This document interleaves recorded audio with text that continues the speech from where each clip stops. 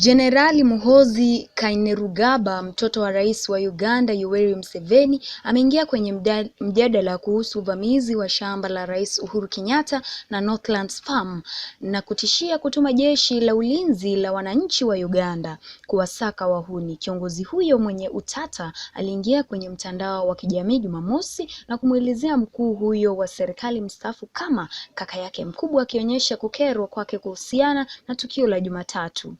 Aliendelea kudai kuwa nchi hiyo pia itatuma UPDF kumlinda rais wa zamani, akiongeza kuwa pia watawashambulia kimwili wakosaji. Nikinukuu maneno ambayo Muhoozi alisema, "Nilimuomba mzee aniweke kama OC huko Northlands. Tunachohitaji ni askari 200 wa UPDF kuleta utulivu."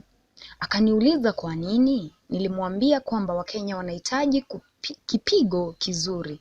Akakataa. Shamba la Northlands lililoko Ruiru kando ya njia ya mashariki lilivamiwa na wahuni wasiojulikana Jumatatu wakati wa maandamano ya kupinga serikali ya muungano wa Azimio la Umoja One Kenya. Wavamizi hao wanasemekana kukata miti na kuwatengenezea angalau kondoo 1400 na baadaye sehemu ya mali hiyo kuteketea. Kufuatia tukio hilo, serikali ilimhakikishia ulinzi wa mali ya rais huyo wa zamani.